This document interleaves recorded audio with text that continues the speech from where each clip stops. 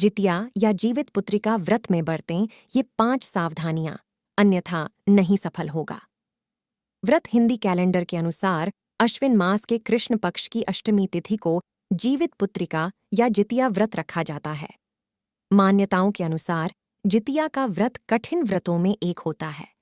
ये व्रत माताएं अपनी संतान की लंबी आयु के लिए रखती हैं। यह व्रत निर्जला रखा जाता है।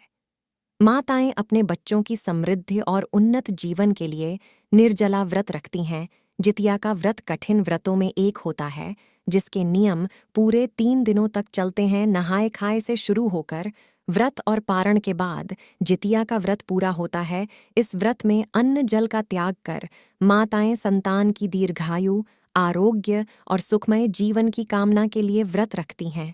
जितिया में जीमूत वाहन भगवान की पूजा प्रदोष काल में की जाती है। इस व्रत के दौरान कई सावधानियां बरतनी पड़ जाती हैं और कई नियमों का पालन करना पड़ जाता है। इसलिए व्रत के दौरान सभी नियमों का सावधानीपूर्वक पालन करें।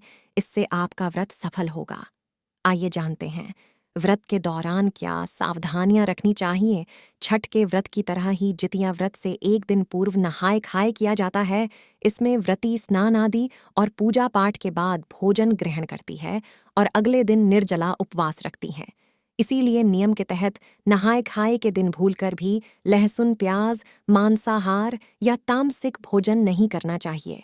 जितिया का व्रत यदि आपने आरंभ कर दिया है तो उसे हर साल रखना चाहिए। इस व्रत को बीच में नहीं छोड़ना चाहिए।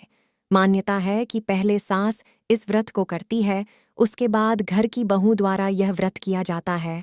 अन्य व्रत की तरह जितिया के व्रत में भी ब्रह्मचर्य का पालन करना आवश्यक है। इसके साथ ही मन में भी किसी प्रकार का बैरभाव नहीं रखना चाहिए।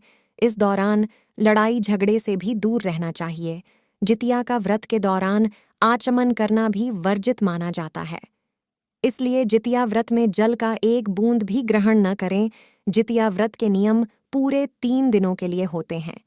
पहले दिन नहाए खाए और दूसरे दिन निर्जला व्रत रखा जाता है। इसलिए तीसरे दिन ब्रह्म मुहूर्त में उठकर स्नानादि करने और पूजा पाठ करने के बाद ही व्रत का पारण करें। जितिया व्रत की पूजन विधि। प्रदोष काल में गाय के गोबर से पूजा स्थल को लीप कर स्वच्छ करें और छोटा सा तालाब बनाएं। जितिया में शालीवाहन राजा के पुत्र धर्मात्मा जीमूत वाहन की पूजा करें। जीमूत वाहन की कुश निर्मित मूर्ति को जल या फिर मिट्टी के पात्र में स्थापित करें और पीले और लाल रुई से उन्हें सजाएं। धूप, दीप, अक्षत, फूल, माला से उनका पूजन करें। इसके बाद महिलाएं संतान की दीर्घायु और उनकी प्रगति के लिए पूजा करें। पूजा के दौरान जीवित पुत्रिका की व्रत कथा जरूर पढ़ें। इसके बाद सूर्यदेव को अर्घ्य अर्पित कर व्रत का पारण करें।